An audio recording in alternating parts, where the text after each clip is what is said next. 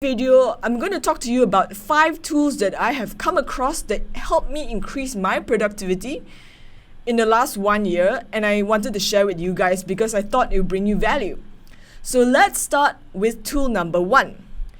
Daily reading and journaling within the book The Daily Stoic, written by Ryan Holiday.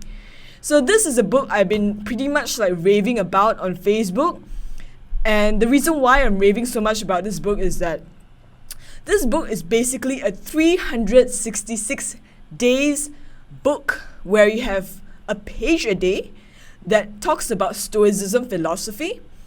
And essentially this book was compilation of all the Stoicism philosophy done by Ryan Holiday, and he sort of has the original text of the Stoics in one page, in the top part of the page, and at the bottom of the page is some sort of modern day interpretation of how we can apply this philosophy in our life, or how is it applicable to modern day situations. Now, I came across this practice itself from the blogger I follow called The Skinny Confidential. Now, I came across her blog and her Instagram stories, and she used to feature this book very, very strongly on her Instagram stories. And she said that reading a page a day and also scribbling some thoughts about what she thinks about that particular thing that she's read has contributed to her increasing her success in the business, helped her in controlling her emotions, sort of brought a lot of benefit towards her life. And I think, personally speaking, I think that the Skinny Confidential blogger is one of the top influencers and content creators that I have come across that bring so much value in her social media, that anytime she recommends something, I just try it because I know it's going to be good. So basically, I tested out this particular system for 3 months. So I tried to read a page a day and also scribble my thoughts into this particular book itself. And I realized after 3 months, a very interesting situation started to happen, where I realized that certain situations that crop up, like things that go unexpected, that I had not planned for and unanticipated that had happened, suddenly I didn't spend so much time dwelling on, oh, why is this thing happening? Oh crap, now we have to do this and this and this. But instead, I began to accept things much more easily and then work on finding a solution. Now, I find that in our day-to-day life, most of the time, we tend to operate around the same mindset of, we like surprises only when they are pleasant and good to us, but when bad things happen to us, we don't like it. And not only that we don't like it, we place a label on them and say that they should not happen. But that's not how real life works. Stoicism philosophy is about how can we control our perception of what is happening, how can we take action to fix the situation, and how we direct our willpower to then focus on what can we do to better ourselves and solve the situation. Now, I find that Stoicism philosophy has been practiced by a lot of successful people, but they never really call it Stoicism. But I found that when I was going through the book, there's a lot of commonalities that I keep on hearing people like Gary Vaynerchuk says that is pretty much Stoicism philosophy. Now, in this book itself, since there is a page a day for the 366 days, each chapter itself is for 1 month, and there's 12 chapters. So I'll basically kind of give you a breakdown of all the chapters, just so that you're gonna have an estimate of what this book is about. So you have chapters talking about clarity, passion and emotions, awareness, unbiased thought, right action, problem solving, duty, pragmatism, fortitude and resilience, virtue and kindness, and acceptance, and finally meditation and mortality. Now, I find that when we talk about creating a mindset that is supposed to help us being productive, most of the time we tend to think about one-off events or even something that somebody said to us that has impacted our life. When we talk about maintaining a very positive attitude towards things like building perseverance and resilience, it's very important to actually think about how are we going to use daily practices in our daily lives to help us inculcate a mindset of positivity. So the next tool of productivity I found very useful is called the Ivy Lee method. This tool I actually picked up from the Skinny Confidential again, and she talked about how this super rich guy in US at that time called Charles Schwab, He actually paid this guy Ivy Lee like $25,000 in those days money just for this particular formula. And in today's terms, actually, that money could have been like what, like $250,000, and you may be thinking like, what's this magic formula? So this formula in increasing productivity means that every single day that you make a task list of all the tasks that you have to achieve on a piece of paper, you write it down, then you prioritize which tasks you should complete first, and you number them. And after you number them, you start to execute them, and when you execute them, you can scratch them off your to-do list. Now you may be asking, why does a rich man in US in those days wants to pay a guy like $25,000 just for this simple tool? Now if you think about it, most of the time when we're dealing with to-do lists and things that we need to get done, if we keep everything in our head, we get stressed out, we sometimes forget, or we kind of get stressed out trying to remember what is it that I forgot. And so when we put the things that we need to do in a piece of paper and we prioritize them in terms of the importance of tackling them, and we then start working on them, what we're doing is we're essentially transferring our mental energy into the piece of paper so that we worry less, we don't have to remember as much, we commit everything to paper. And we then start to then use our mental energy for the things that do matter. Things that how can we execute the things that we have said that we should be doing. So this is the second tip that I found to be very useful. So the third tool I found to be useful is meditating for 3 minutes a day. Now, meditating has numerous benefits. I don't have to talk about it. You can find it on Google. Meditation is essentially, I notice a lot of highly successful people start implementing their day-to-day life. Now, meditation, I found that I started to implement it on a very small level because I felt like the less complicated you can make a new habit for yourself, the more likely you are to practice it. And I found that I tried to think of meditation as something like this.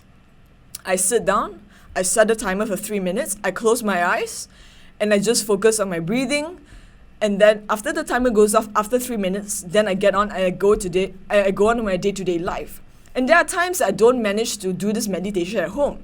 So sometimes I drive to work, and if I'm rushing, then I'll just sit in the car, switch off the engine, sit in the car with my car door still locked in a car park, meditate for 3 minutes, and then go to work.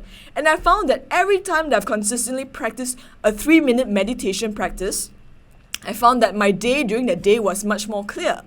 Now, that doesn't mean that life doesn't throw stuff at you unexpectedly, but when you're operating from a clear mindset that you have done something for yourself before you then start your daily tasks or start working and things like that, then you develop your own inner calm and tranquility inside before you start dealing with day-to-day challenges. So I think that for me, I feel that if you're not able to commit like half an hour or 5 minutes or 10 minutes, start with something that's super, super, super small that you can do immediately, that you can, just use a timer, like 1 minute or 2 minutes, just make it happen.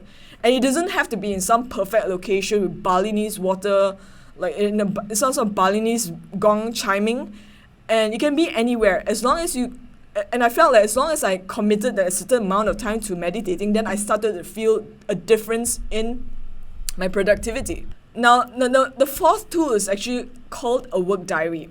Now, this is a tool I picked up from a friend of mine who is from China, and he says that there are times where he just scribbles notes about the things that he has observed from his workplace. And that includes things that work, things that don't work, in his opinions about the work culture, and what is it that makes the work culture so impactful and effective, as well as how would he do things. And I realized that what the work diary actually does for me is that it helps me be reflective about the things that are working and not working, and things that can be improved in the workplace, and particularly even within my own role. Now, I feel that in the world nowadays, when people hire you to a job, they don't just hire you for your skill set, they hire you for a fresh set of eyes, a fresh perspective that they can use for their business, their team, their company, that will enable them to reach a better target. And so by maintaining a work diary, essentially what I feel has done for me is that it's trained me to be reflective about the things I have noticed. And when you start to be reflective about the things that you notice in your workplace and how you can constantly improve, how you're constantly thinking of ways that you can do better, or you notice that things aren't working, but how can you resolve them? I think that work diary, what it does is it forces you to become a person that practices continuous improvement in your day-to-day life, and particularly in your work. Now, my observation is this. Sometimes you may come from a company that may not value continuous improvement because that was not something that they push forward. Now, if you do have the luxury and the opportunity to be part of an organization that constantly talks about how can we improve things, how can we save time, how can we cut inefficiencies, how can we speed up our productivity, then you have some sort of framework. Now, if you're in a situation where you're not in those companies that practices the kind of culture, then one way to train yourself to practice this continuous improvement mindset is to maintain a diary where, as and when you think about it, or even on a weekly basis, you write about the things you observe in your workplace or even in your task or role that you could do better at, or that is reflective. And even when you transition from role to role or company to company, maintaining a work diary is something that brings value to yourself in terms of your career, because whenever you are able to think about ways to improve things, things of way how to save money, things of way how to save time, and when you're able to articulate your ideas and give suggestions to your next company, you're valued as a staff that brings value to them.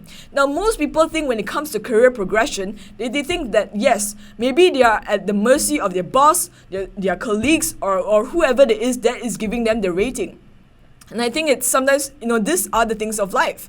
But at the same time, when we think about ways that we can bring value to other people, I believe whenever we concentrate on the value that we can bring to other people around us are not dumb. They notice that, they take stock of that, and if they don't, other people outside our organization within your industry that knows that you have insights, you communicate that insights to other people, you want to share how you want to make an improvement, they want to employ somebody like you because they feel like you bring value to them. You are doing something else that other people don't do that makes you stand out, that gives you visibility. So this one work diary was something that kind of blew my mind when my friend actually shared that with me. And I also think that what this work diary does is it encourages you to be reflective. Now, the first 1, 2, and 4 tools that I share with you right now, if I notice the trend is that when you have reflective thinking and you have the right inputs, that encourages to speed growth, to sort of accelerate your productivity in the sense that you're constantly being reflective, you're observing what works, what doesn't work, how can you then change your mindset to constantly want to grow and improve and make new improvements and things like that. Now, the fifth tool I've learned that sort of blew my mind was something I recently picked up at my new job. I've been working for a digital marketing agency for the last couple of months, and this tool I realized was something that could be a game changer, not just in the digital marketing industry, but in the day-to-day life. And this tool is called Experiment Sheets. Now, Experiment Sheet was something designed where it's basically an Excel spreadsheet that documents the experiments that you run for your clients. Now, in the digital marketing industry, we run, for example, the performance marketing. We run ads for our clients using Facebook, Google, YouTube, Instagram, could be TikTok, could be other platforms and stuff like that. And we have certain targets to achieve. So they can be sales target. For example, someone wants you to hit X amount of million of dollars, or someone wants you to hit a certain number of leads. So our job is to hit those targets. And in doing so, there are things that we are doing currently that works for the client. But Experiment Sheets, what it does basically is says that anytime you have a marketing budget, you should be allocating at least 10 to 20% on running experiments. Now, experiments means that you run things that you have never ever tried before that could potentially help your client to get better in terms of hitting their KPI. The reason why Experiment Sheets works, I think, also works for a double reason. When digital marketers are running their ads and trying to optimize the results and deliver to the client needs to be kept informed of what is going on. So Experiment Sheet works as a communication tool between the agency and also the client. So clients nowadays, they do not want to wait until 1 month later where once we deliver them the results and then they say like, okay, what are we going to do next? Nobody wants to do that anymore. Businesses are changing, things are getting very competitive. So the way of how we differentiate ourselves in the industry is that when we have a tool called an experiment sheet tool, number one, it forces us to think of what else can we do more for our clients. Number two, it gives this open two-way communication between the client and the agency itself in how that we can improve things for them, and they feel like, yes, we are doing things to make things better for them and help them hit their KPI. Now, end of the day, what I realize is about this is that when we're making improvements for a client, if we do not communicate the things that we're doing for them, there are times where they feel like we are not doing enough, or they feel like, why is it, there is no communication, and I feel that nowadays is so competitive where people are constantly looking for the next person that can give them more value, the next person that can give them more insight, the next person that can throw a lot of things for them to try on, and people want that. People want to improve. So the moment you're able to show that you genuinely and you are taking action to improve, help them improve as well, that is where you get rewarded and you get retained as an agency. Now, moving on how we can use experiment sheets in our day-to-day life is this. Whenever you're running a goal in your life and you feel like you got the right sort of things going on, you're taking the right action, why not allocate maybe 10% of your time or whatever it is, either it's money or it's time, or it's basically jotting down okay, maybe I have this goal, am I trying new things? And basically jotting down okay, you started this experiment, when you started, what was this experiment, when did the experiment end, and what was the result of this experiment? So basically, when we are documenting all these four things, we are taking into consistent action, we are taking into consistent evaluation the things that we're doing right now, and we're tracking the progress within a certain specific time frame, and then we're documenting what worked, what didn't work. When we do have the accountability to do some form of documentation, then it truly will help us to decide that have we done enough for ourselves in reaching a specific goal. Now, the problem I noticed that a lot of people have, and myself included, is that we feel sometimes we're doing a lot, but we're not seeing the results. And sometimes when we go for business coaching sessions, or we have a talk with Gary Vee and have a Q&A, and he starts to ask questions like, okay, you say you have done XYZ. Okay, how many calls have you made? Or what sort of things have you tried? And when you really think about it and try to put a number to it, then you realize probably you have not done enough.